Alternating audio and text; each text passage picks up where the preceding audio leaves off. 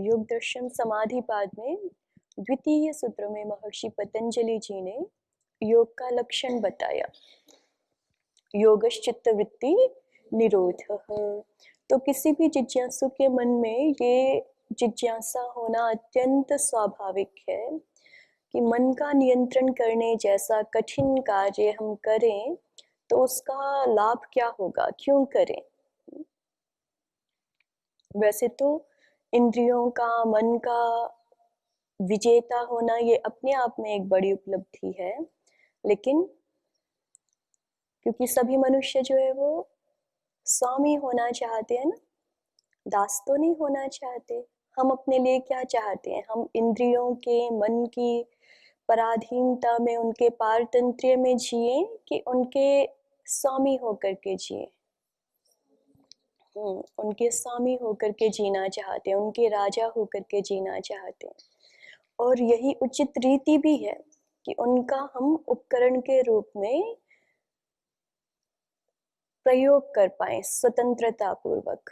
अगर हमारा मन हमारे नियंत्रण में नहीं है तो भगवान कृष्ण जी जो कह रहे हैं, इंद्रियाणाम ही चरताम यन्मनो अनुविधीयते तदस्य हरति प्रज्ञाम वायुर्नावमिव अंभसि।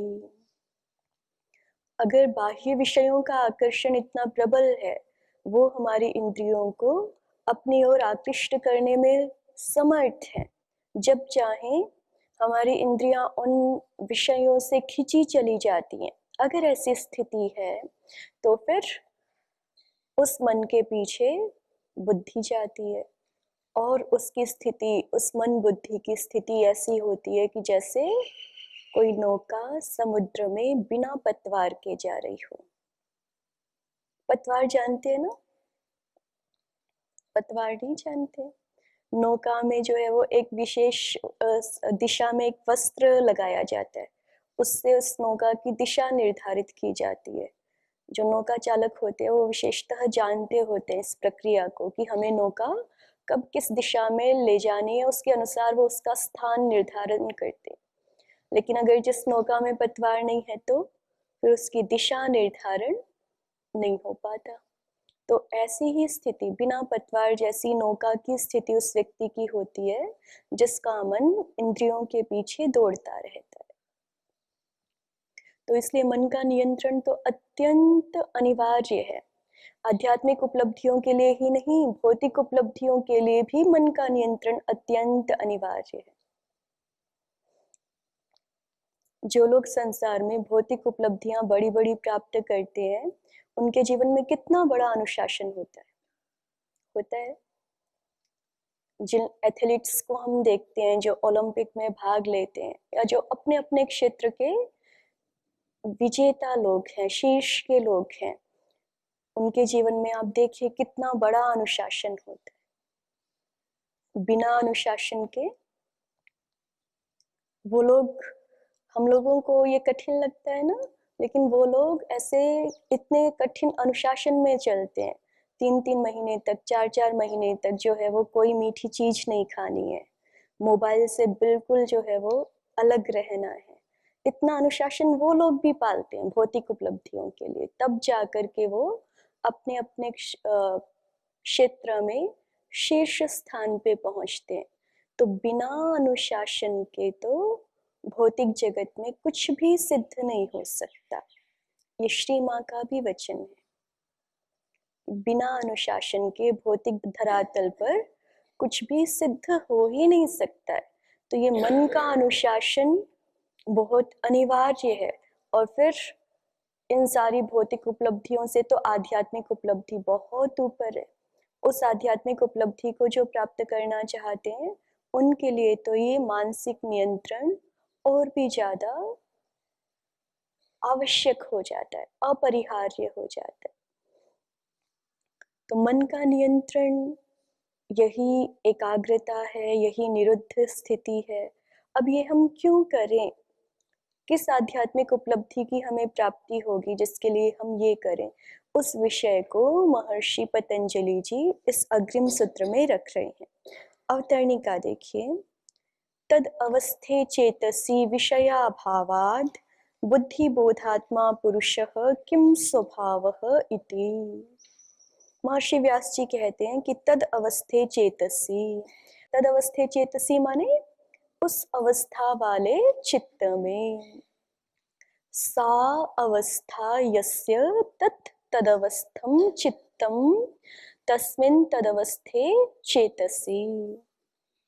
ठीक है, चित्तम कहें या चेतस कहें एक ही बात है, पर्यायवाची शब्द है। तो तद अवस्थे चेतसी, सा अवस्था यस्य तस्मिन् तद अवस्थे चेतसी, उस अवस्था वाले चित्त में। किस अवस्था वाले चित्त में?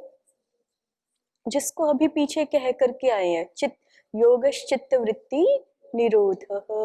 तो चित्त वृत्ति रुक चुकी है जिसमें, ऐसी अवस्था वाले चित्त में। ठीक है, जहां पर चित्त वृत्ति का निरोध हो चुका है, ऐसी अवस्था वाले चित्त में। विषयाभावाद, सभी सांसारिक विषयों का सर्वथा अभाव हो जाने से। बुद्धि बोधात्मा पुरुषः, विषय अब बुद्धि में कोई आ नहीं रहा, चित्र किसी भी विषय का आ नहीं रहा। और पुरुष का स्वभाव, चिति शक्ति का स्वभाव कल भी बताया था एक शब्द से, दर्शित विषया। चिति शक्ति कैसी होती है? दर्शित विषया। वो तो हमेशा ऐसी होती है कि वो विषयों को देखती रहती है। और जब बुद्धि में कोई चित्र नहीं बचा तो बुद्धि बोधात्मा पुरुषः, बुद्धि का बोध करना यही स्वरूप है जिसका, ऐसा पुरुष किम स्वभावः, किस स्वभाव वाला होता है। ठीक है, किम स्वभावः, कः स्वभावः यस्य स किम स्वभावः पुरुषः। ठीक है, बुद्धिबोधात्मा पुरुषः, बुद्धिबोधात्मा समझ गए? बुद्धेः बोधः बुद्धिबोधः, बुद्धि का बोध, बोध माने ज्ञान, बुद्धि को जानना, यही। फिर आगे कहेंगे बुद्धि बोधः एव आत्मा यस्य, बुद्धि बोध यही आत्मा है जिसका, बुद्धि बोध एव आत्मा यस्य, बुद्धि को जानना यही स्वरूप है। आत्मा माने स्वरूप, यही स्वरूप है जिसका। ऐसा पुरुष किम स्वभाव, किस स्वभाव वाला होता है उस समय? कब? जब बुद्धि में कोई चित्र नहीं आ रहा। माने पुरुष का ये स्वभाव है कि वो हमेशा बुद्धि को देखता रहता है, बुद्धि को जानता रहता है, उसमें जो भी भिन्न भिन्न चित्र आते हैं उनको देखता रहता है।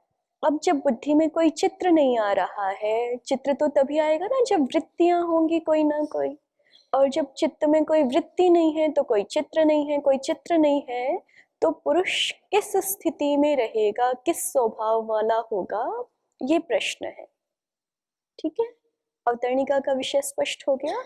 तदवस्थे चेतसी, अर्थात योग की स्थिति में, उस अवस्था वाले, निरुद्ध अवस्था वाले चित्त में, विषयाभावाद, विषयों का अभाव हो जाने से, बुद्धि बोधात्मा पुरुषः, बुद्धि का बोध ही आत्मा है, स्वरूप है जिसका, ऐसा पुरुष किम स्वभावः, किस स्वभाव वाला होता है। उस समय उसकी स्थिति क्या होती है जब सब वृत्तियां रुक जाती हैं, ये प्रश्न है। इति, ये प्रश्न कहा गया, तो इसका उत्तर दे रहे हैं सूत्र के माध्यम से। तदा दृष्टुः स्वरूपे वस्थानम। 4 पद हैं आपके इस सूत्र में, है ना? कितने पद हैं? 4 पद हैं। तदा, दृष्टुः, स्वरूपे और अवस्थानम। विभक्ति भी स्पष्ट है आपको, तदा अव्यय पद है। तदा अर्थात तस्मिन् काले, दृष्टुः, दृष्टा का, षष्ठी है, दृष्टुः, स्वरूपे, सप्तम्यंत पद है, स्वरूप में, अवस्थानम, अवस्थिति हो जाती है, प्रथमांत पद है ये। ठीक है, तो तदा, उस समय अर्थात तद से जिसको लिया गया था उसी को यहाँ पर भी तद से लेना है हमें। ठीक है ना? तो वहां पे तद से किसको लिया गया? निरुद्धावस्था वाला चित्त, योग युक्त चित्त, निरुद्धावस्था वाला विशेषतः, एकाग्र अवस्था वाला भी नहीं कह सकते यहाँ पर, क्योंकि आगे कहा है ना विषयाभावाद, एकाग्र अवस्था में तो विषय रहते हैं, ठीक है। तो विषयाभावाद कहने से यहाँ पर तद से हमें क्या लेना है, तदवस्थे चेतसी में निरुद्ध अवस्था वाला चित्त, तो तदा से भी वही लेंगे, तदा तस्मिन काले अर्थात उस निरुद्धावस्था के काल में, उस असंप्रज्ञा समाधि की स्थिति में, दृष्टुहु, दृष्टा की, दृष्टा कौन है, बुद्धि है, इंद्रियां दृष्टा है या जीवात्मा दृष्टा है, हाँ, आत्मा दृष्टा है ना। तो आत्मा दृष्टा, अभी ये जीवात्मा परमात्मा का भी भेद नहीं कर रहे हैं, तो केवल दृष्टा शब्द कहा है, ठीक है। और दृष्टा दोनों ही है, जीवात्मा भी दृष्टा है, परमात्मा भी दृष्टा है। तो तदा दृष्टुहु स्वरूपे अवस्थानम, उस निरुद्ध स्थिति में दृष्टा की अपने स्वरूप में अवस्थिति हो जाती है, अपने स्वरूप में वो ठहर जाता है, ठीक है। जिसको हम सामान्य भाषा में कहते हैं ना कि और कार्यों के साथ और विचारों के साथ हम बहुत व्यस्त हैं, कुछ समय अपने साथ भी तो बिताना चाहिए ना।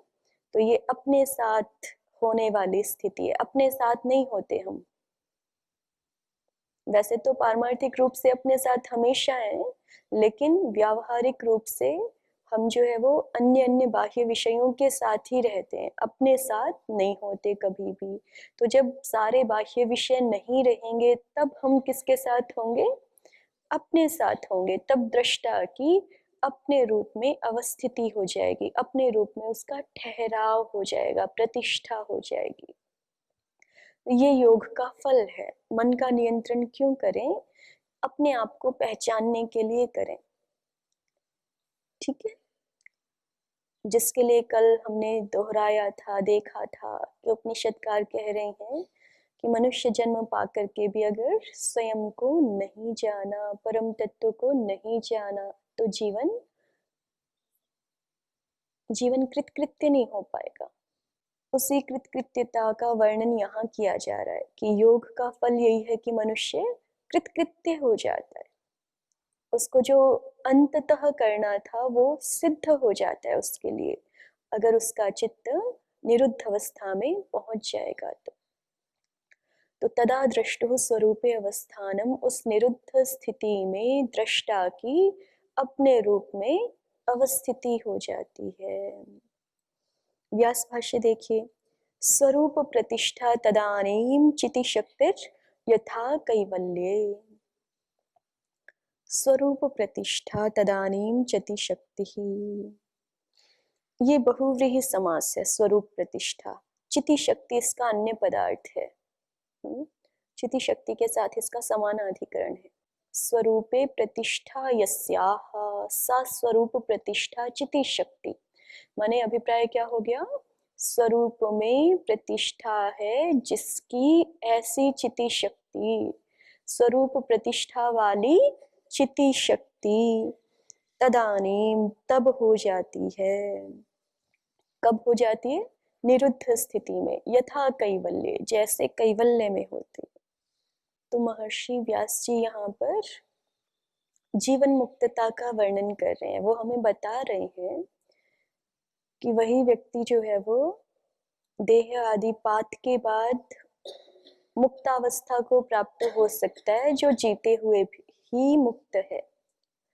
यथा कैवल्य, जैसे मोक्ष में कोई व्यक्ति स्वरूप प्रतिष्ठा वाला होता है, वैसे ही योगाभ्यासी इस जीवन में भी निरुद्धावस्था के चित्त वाला होकर के स्वरूप प्रतिष्ठा वाला होता है। तदानीम स्वरूप प्रतिष्ठा चिति शक्तिर, उस निरुद्धावस्था वाली स्थिति में चिति शक्ति माने पुरुष, पुरुष कैसा होता है, स्वरूप प्रतिष्ठा वाला होता है। कैसे, जैसे कैवल्य में होता है, बिल्कुल वैसा ही।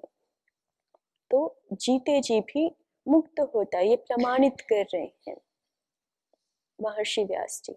और यहाँ पे इस सूत्र पे बहुत कुछ नहीं कहा, यद्यपि ये सूत्र बहुत महत्वपूर्ण है, लेकिन यहाँ पे महर्षि व्यास जी ने बहुत कुछ नहीं कहा, और इसीलिए नहीं कहा कि ये जो है वो अनुभूति का विषय है।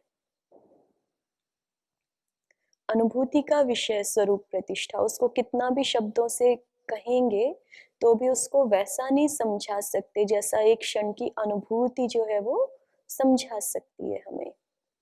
वैसे तो सभी विषयों में ही ऐसा होता है। आप बहुत बार सुनते हैं ना कि किसी को गुड़ नहीं पता है क्या होता है, उसका स्वाद कैसा होता है, तो उसको हम कितना ही शब्दों से समझाएं, उदाहरण दे दे करके समझाएं, समझाना तो बनता है, ठीक है, क्योंकि उसके लिए कोई दूसरा उपाय नहीं है। लेकिन वस्तुतः गुड़ की प्रतीति तो कब हो सकती है किसी को, जब वो स्वयं चख ले। तो इसी तरह से योग का जो फल है उसकी वस्तुतः प्रतीति तभी हो सकती है जब वो हमें हमारी अपनी आंतरिक अनुभूति का विषय बन जाए। तो इसलिए बहुत कुछ नहीं कहा महर्षि व्यास जी ने, केवल इतना ही कहा कि योग जो है वो अपने स्वरूप में प्रतिष्ठा करा सकता है। ठीक है, ये योग का लाभ है।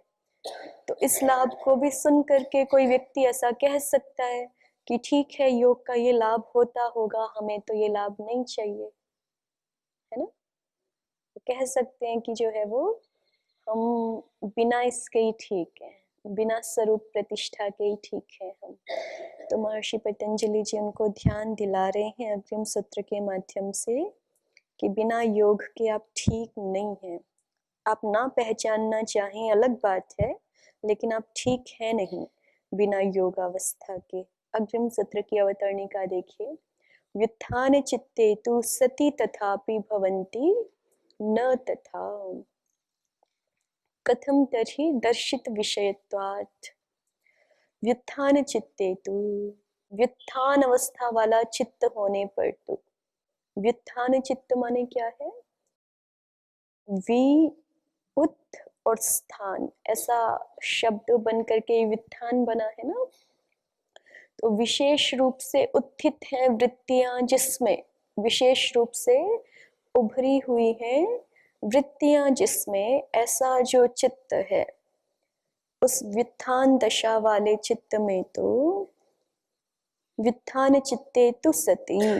यहाँ तक एक बार रुकेंगे हम।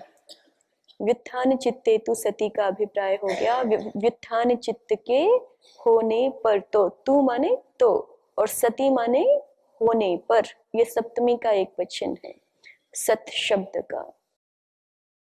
व्युत्थान चित्ते तु सति, व्युत्थान चित्त होने पर तो, तथापि भवन्ति, तथापि माने वैसी, तथा भवन्ति अपि, इसका ऐसा अन्वय कीजिए तथापि भवन्ति का। तथा भवन्ति अपि, ये भवन्ति भी क्षत्रिय प्रत्यांत शब्द है, चिति शक्ति के लिए प्रयोग कर रहे हैं।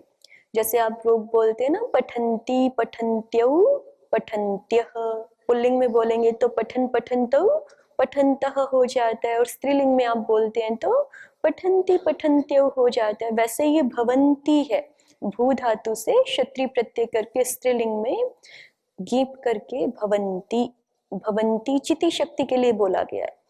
तथा भवन्ति अपि चिति शक्ति, वैसी होती हुई भी चिति शक्ति, माने चिति शक्ति का अपना स्वरूप यद्यपि हमेशा निर्मल स्वच्छ ही है ना, वो दृष्टा रूप ही है हमेशा। अभी पीछे हम पढ़ करके आए हैं, चिति शक्ति अपरिणामिनी अप्रतिसंक्रमा दर्शित विषया शुद्धा च अनंता च। चिति शक्ति कैसी है, अपरिणामिनी है, अप्रतिसंक्रमा है, किसी में घुल मिल जाती हो ऐसी नहीं है। उसको विषय केवल दिखाए जाते हैं, उन विषयों के साथ वो संकर को प्राप्त हो जाती हो, मिश्रित हो जाती हो, ऐसी नहीं है। वो हमेशा दृष्टा रूपी है, उसको विषय दिखाए जा रहे हैं, इससे ही पता चलता है कि वो हमेशा कैसी है, चिति शक्ति दृष्टि रूप है, केवल देखने वाली है, और इसीलिए वो शुद्ध भी है। जैसे परम तत्व शुद्ध है, वैसे आत्म तत्व भी शुद्ध ही है।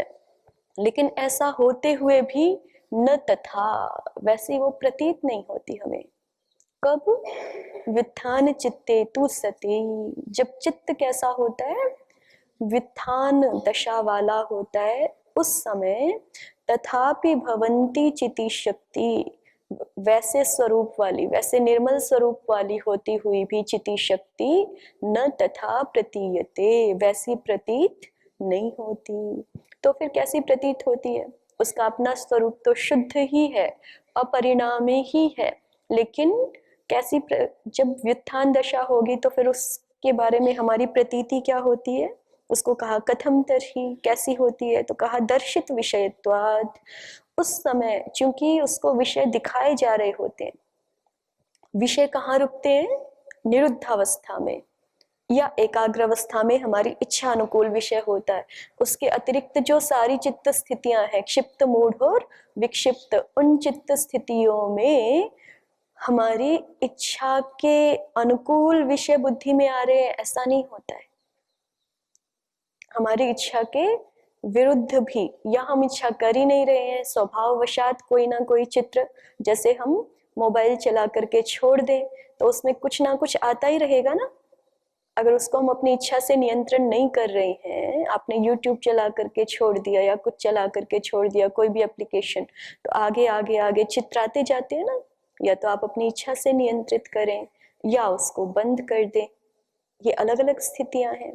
तो ऐसे ही जब निरुद्धावस्था नहीं है और एकाग्रावस्था भी नहीं है तो चित्त में फिर विषय संस्कार वशात या बाह्य आलंबन वशात अपने आप आते रहते हैं। तो इस स्थिति में दर्शित विषय वाला होने से पुरुष या दर्शित विषय वाली होने से चिति शक्ति कैसी पर प्रतीत होती है?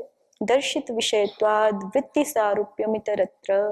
ये दर्शित विषयत्वाद को सूत्र के अंश के रूप में समझ लेना चाहिए, सूत्र के शेष के रूप में समझ लेना चाहिए। जैसे व्याकरण में आप देखते हैं ना, कुछ सूत्र होता है, फिर उसमें उसका अर्थ पूरा करने के लिए हम उसका कुछ शेष भी जोड़ देते हैं कई बार, कि ये इस सूत्र का शेष भाग है, यहाँ ये पद जोड़ करके अर्थ करना चाहिए। ऐसे ही महर्षि पतंजलि जी ने कहा है वृत्ति सारूप्यम इतरत्र।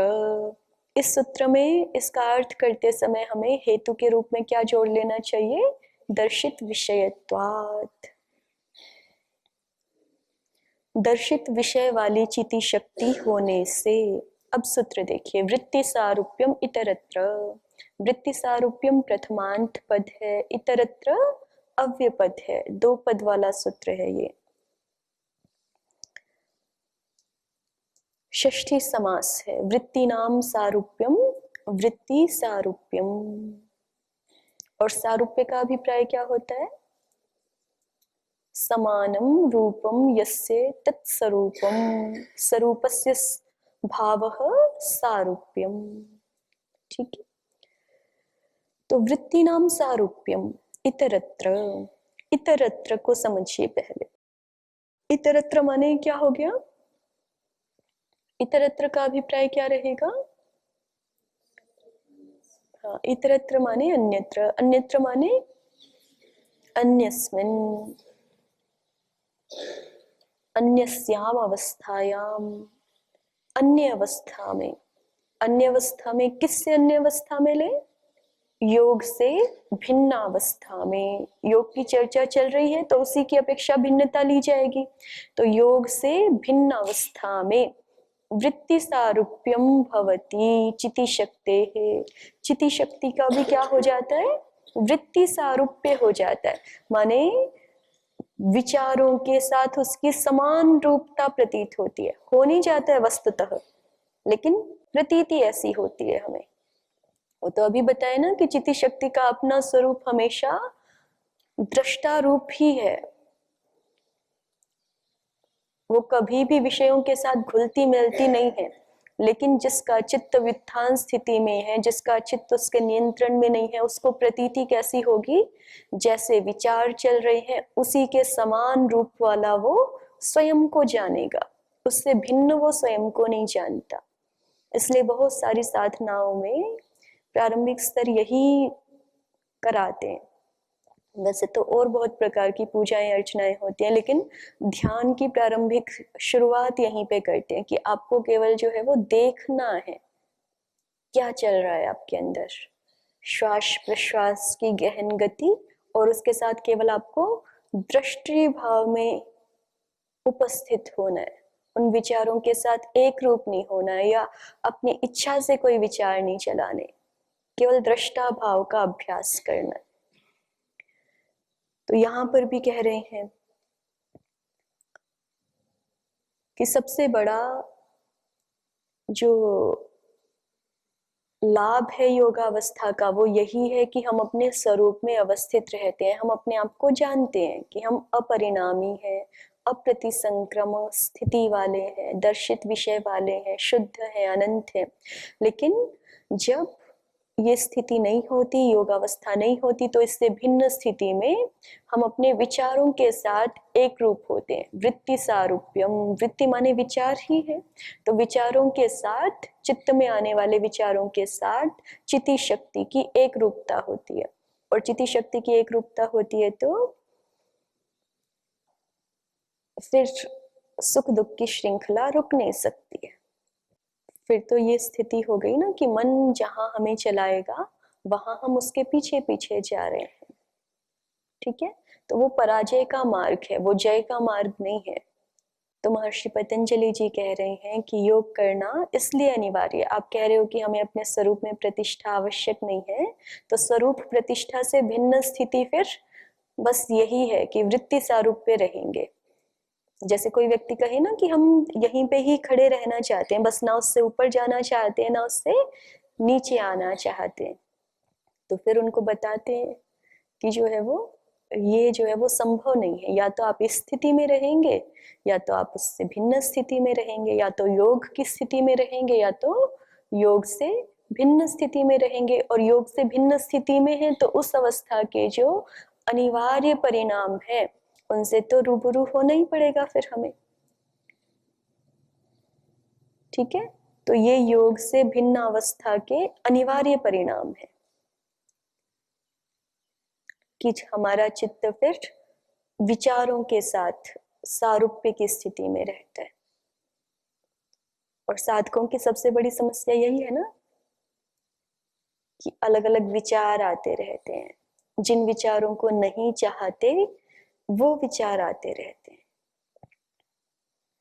ऐसा ही है ना। तो अब ये अभी यहाँ पर जो है वो केवल समस्या का निरूपण किया है और समाधान का क्या स्तर है, क्या स्थिति है उसको बताया है। अब इस समस्या से हम समाधान तक पहुंचेंगे कैसे, फिर ये पूरे योग दर्शन में विस्तार है। ये तो हमें समझ में आ गया कि क्षिप्त मूढ़ और विक्षिप्त स्थितियां जो है वो त्याज्य हैं। उससे हमें कहाँ पहुंचना है, हमारा लक्ष्य क्या है, उससे हमें एकाग्र और निरुद्ध स्थितियों में पहुंचना है। तो उस लक्ष्य तक पहुंचने के लिए क्या उपाय करने होंगे, अपने मन को हमें कैसी स्थिति में रखना होगा, अपना लौकिक व्यवहार कैसा रखना होगा, उसको लौकिक व्यवहार को संक्षेप से बताएंगे। पहले भी हमने देखा है, उसकी चर्चा बहुत थोड़ी सी है यहाँ पे, लेकिन उस थोड़ी सी में भी सब कुछ समाहित हो जाता है, कुछ भी नहीं छूटता है। जो यम नियम है वो अगर पूर्णतः किसी व्यक्ति के द्वारा परिष्कृत रूप से पालन कर लिए जाएं तो लौकिक व्यवहार में भी उसके कोई दोष शेष नहीं रहेगा। इतना जो है वो यहाँ पर महर्षि पतंजलि जी ने जैसे गागर में सागर भर दिया है। समस्त लौकिक व्यवहार व्यक्ति के शुद्ध हो जाएंगे अगर वो यम नियमों का पालन करता है तो। और जो आंतरिक जीवन है वो लौकिक व्यवहारों की अपेक्षा भी और सूक्ष्म होता है, और सूक्ष्म होता है। वहां जो है वो और संभल करके चलना पड़ता है। ये अपेक्षाकृत सरल है ना कि हमें कोई कहे कि ये शब्द जो है वो वाणी से नहीं बोलना। किसी व्यक्ति को कोई गलत शब्द बोलने का अभ्यास होता है, उसको कहा जाता है कि ये शब्द अब दोबारा आपको अपनी वाणी से नहीं बोलना। वाणी से रुक जाना ये सरल है, लेकिन विचार से रुक जाना ये और कठिन होता है ना। जिसको क्रोध युक्त शब्द बोलने का अभ्यास है उसको कहें कि अब क्रोध युक्त शब्द नहीं बोलना, तो वाणी तो फिर भी किसी ना किसी तरह कंट्रोल कर लेते हैं। वो भी मुश्किल होता है, वो भी उतनी सरल बात नहीं है। ये भी अनुभव का विषय है ना, प्रतिदिन हम देखते हैं। जब प्रसंग आता है तो फिर वाणी के दोष कर देते। तो जब स्थूल इंद्रियों का नियंत्रण इतना जो है वो पुरुषार्थ साध्य है, कठिन तो नहीं कहूंगी मैं, क्योंकि प्रयास करने वाले व्यक्ति के लिए कुछ भी कठिन नहीं होता, लेकिन पुरुषार्थ साध्य है, उसके लिए पुरुषार्थ करना अपेक्षित होता है। तो मन का नियंत्रण तो और भी अधिक पुरुषार्थ साध्य है। जो पुरुषार्थ करने के लिए उद्यत है उनके लिए कुछ भी कठिन नहीं है। इसलिए महर्षि पतंजलि जी ने यहाँ पर तप को भी एक विशेष साधन के रूप में रखा है। तप का दूसरा अभिप्राय एक तरह से पुरुषार्थ ही है। पुरुषार्थ करने के लिए जो उद्यत है, तैयार है, अर्जुन की तरह, है ना। अंतिम श्लोक में क्या कहते हैं भगवान कृष्ण, वो संजय जी, विजय कहाँ है? यत्र योगेश्वरः कृष्णः, हाँ, यत्र योगेश्वरः कृष्णः, यत्र पार्थो धनुर्धरः। पार्थः का विशेषण क्या डाला है यहाँ पर? धनुर्धरः।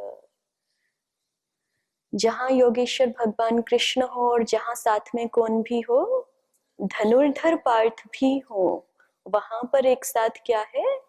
श्री है, भूति है, विजय है। अब ये विशेषण ऐसे ही नहीं डाल दिया, ये बहुत ध्यान से डाला है। योगेश्वर भगवान तो हमारे हृदय में हमेशा उपस्थित है ही, हमारी सहायता करने के लिए, लेकिन अगर पार्थ ही कहे कि मैं तो धनुष नहीं ही उठाने के लिए तैयार हूं, तो फिर विजय नहीं हो सकती। इसलिए वहां पर जो है वो धनुर्धर शब्द का प्रयोग किया है। हम कहते हैं ना, जैसे कोई कोई कोई समस्या लेके आते हैं, हम कहते हैं कि ये उपाय करो, वो कहते हैं मेरे बस की बात नहीं है, ऐसा करके देखो। अच्छा, आप जो है वो 2 महीने के लिए ऐसा करके देखो, 3 महीने के लिए ऐसा करके देखो, इस समस्या का क्या समाधान निकलता है। तो फिर व्यक्ति कहने लग जाते कब तक करेंगे, या हो नहीं पाता है, सोचते तो हैं, हो नहीं पाता है, वैसा कर नहीं पाते।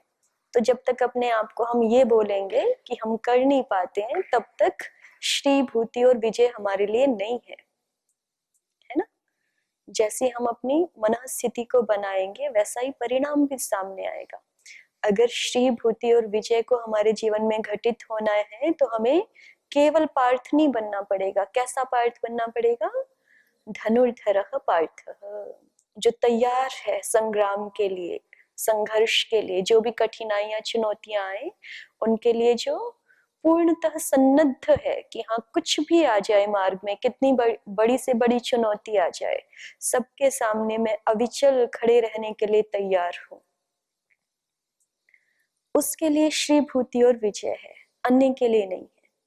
और ये योग दर्शन भी जो है वो पूरा विजय का ही ग्रंथ है। कैसे पूर्ण विजय, जीवन की पूर्ण विजय, पूर्ण सफलता जो है किस प्रकार से होगी, उसके लिए विभिन्न उपायों से महर्षि पतंजलि जी हमें अवगत करा रहे हैं। लेकिन उन सारे के सारे प्रयासों का क्रियान्वयन तो हमें स्वयं ही करना है, उसके लिए हमें तैयार स्वयं ही होना है।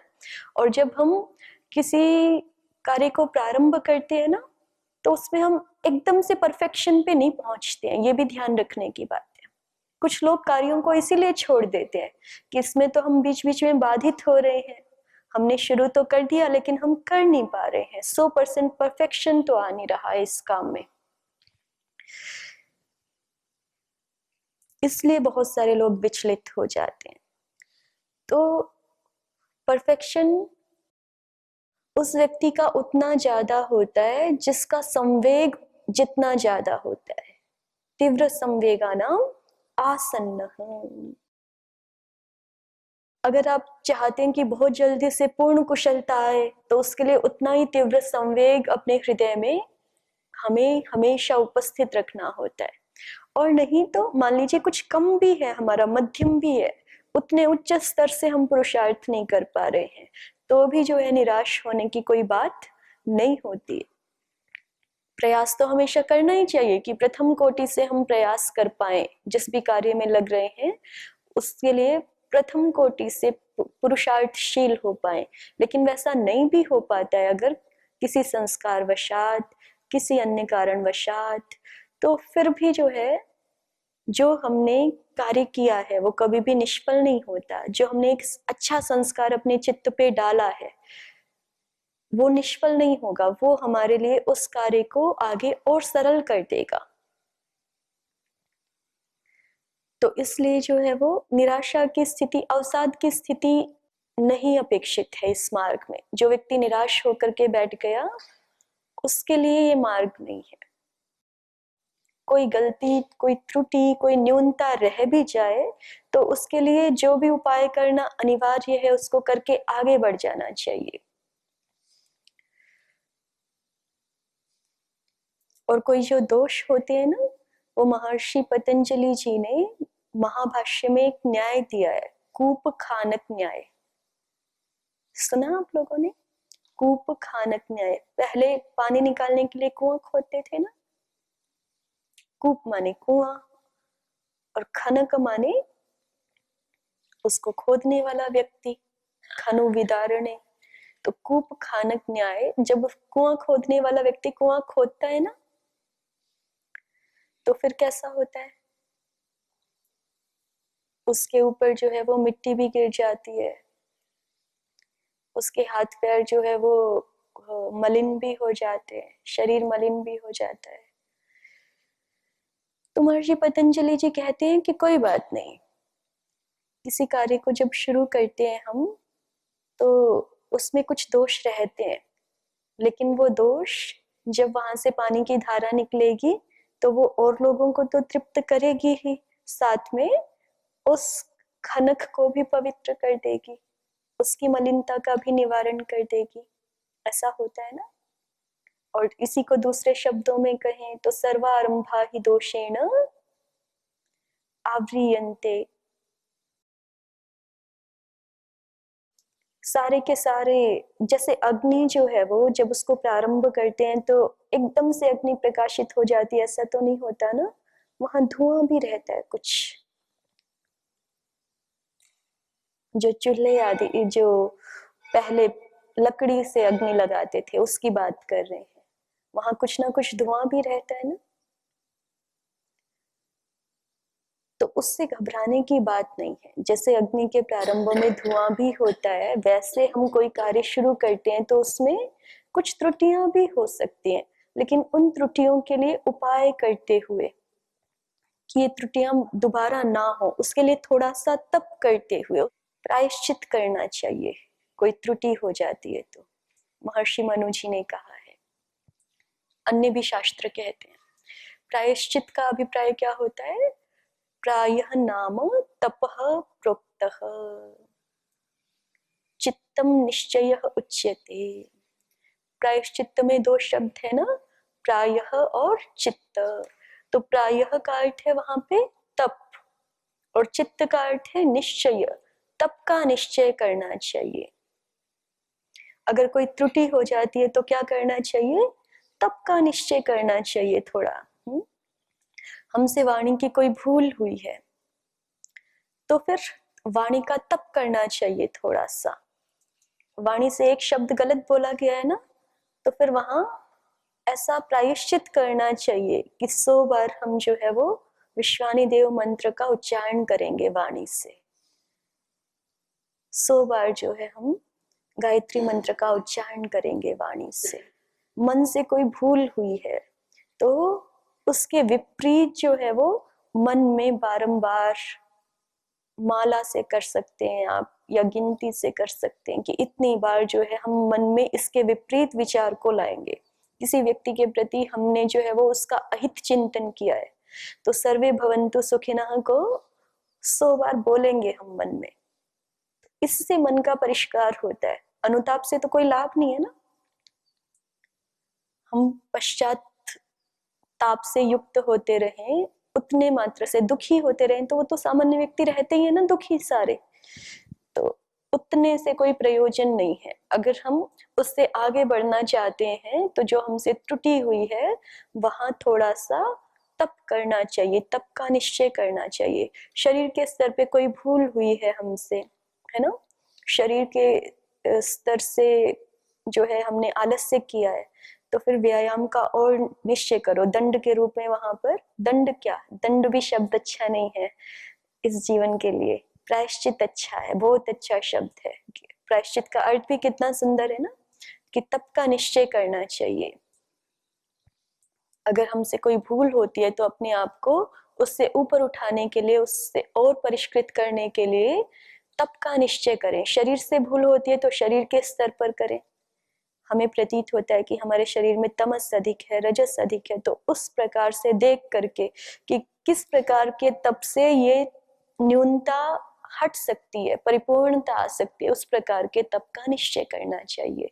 जो साधक ऐसा करता चला जाता है वो कभी, उसको कोई रोक नहीं सकता है, उसको विजय प्राप्त करने से कोई रोक नहीं सकता है। विजय प्राप्त करने में आत्मानुशासन सबसे बड़ा हेतु है। और स्वयं को ढीला छोड़ देना, स्वयं को शिथिल छोड़ देना, स्वयं के भीतर ये विचार कर लेना कि शायद मेरे बस की ये बात नहीं है। जब अगर आपने ये सोच लिया कि आपके बस की ये बात नहीं है तो फिर संसार की कोई भी शक्ति आपको विजय करा नहीं सकती। अर्जुन के साथ तो स्वयं भगवान कृष्ण थे ना। भगवान कृष्ण ऐसा भी तो कर सकते थे कि अर्जुन नहीं भी करना चाह रहा है तो भी वो उसको विजय प्राप्त करा देते, लेकिन ऐसा हुआ क्या? ऐसा नहीं हो पाया। उन्होंने अर्जुन को ही तैयार किया, और जब जिस क्षण अर्जुन तैयार हो गया कि हाँ मैं अब युद्ध करूंगा, तब जो है वो विजय हो पाई। बिना इसके विजय संभव नहीं है। तो अपने मन में विपरीत भाव जो है वो कदाचित भी आने देना नहीं चाहिए साधक को। चाहे कितनी बड़ी समस्या उसके सामने खड़ी हो, कितनी बड़ी आंतरिक या बाह्य समस्या, आंतरिक समस्याएं हैं, आंतरिक भूलें हैं तो उनके लिए प्रायश्चित करें, बाह्य समस्याएं हैं तो वहां पर जो है वो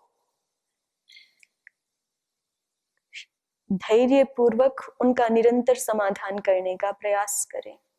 और जो हमारे आंतरिक लक्ष्य होते हैं उनमें बाह्य समस्याएं कुछ अधिक बाधक नहीं हो सकती, क्योंकि बाह्य परिवेश जैसा है वो हमारे पूर्ण नियंत्रण में नहीं होता, लेकिन हमारा आंतरिक परिवेश कैसा है, हम अपने मन में क्या विचार रखते हैं, कैसा सोचते हैं, कैसा चिंतन करते हैं, कैसा अनुभव करते हैं, बाहर क्या हो रहा है ये 100% हमारे हाथ में नहीं है, लेकिन यहाँ हम क्या अनुभव करते हैं कम से कम ये तो 100% हमारे हाथ में होना चाहिए ना, और हो सकता है। ठीक है। और जब यहाँ सब कुछ अच्छा हो जाता है तो बाहर जो हो रहा है उसका कुछ बहुत अधिक प्रभाव हमारे चित्त पे हो नहीं सकता, बल्कि बाहर भी फिर अच्छा ही होता है, क्योंकि जो जिसके अंदर है वही उससे प्रस्फुटित भी होता है ना। जैसे कोई पुष्प सुगंधित है तो उससे बाहर भी सुगंध ही बिखरेगी ना। और कुछ पुष्प दुर्गंधित भी होते हैं, पता है आपको? नहीं पता? कुछ होते हैं, वो रेयर है लेकिन कुछ होते हैं, तो जो ऐसे होते हैं तो फिर उनसे उनसे दुर्गंध ही आएगी। तो जिसने अपने आंतरिक जीवन को संवार लिया है वो बाह्य जीवन में भी फिर स्वच्छता ही लेकर के आता है, निर्मलता ही, पवित्रता ही लेकर के आता है। तो योग दर्शनकार का यही अभिप्राय है, प्रत्येक मनुष्य का जीवन आंतरिक रूप से बहुत उन्नत हो जाए, बहुत संवर जाए। तो इसलिए योग दर्शन का प्रणयन कर रहे हैं। हाँ जी, आप कुछ कह रहे हैं? गलती पता चल जाए और हम उसका उपाय ना करें, दुखी होते रहें, ये तो होगा पश्चाताप। और प्रायश्चित का ऐसा है कि बोध तो हुआ कि हमसे गलती हुई, अब उसको सुधार आगे नहीं करेंगे, एक ये भी है, और जो किया है उसके मतलब आगे हमें याद रहे इसके लिए कुछ एक्स्ट्रा किया, ये वाला। मतलब मैं ये कहना चाह रही हूँ प्रायश्चित भी एक प्रकार से पश्चाताप पूर्वक, पश्चाताप नहीं कहना चाहिए, अब वो बार बार दुखी होते रहना है, तो बोध पूर्वक ही होता है प्रायश्चित भी। ठीक है, इस विषय को हम और आगे कल देखेंगे।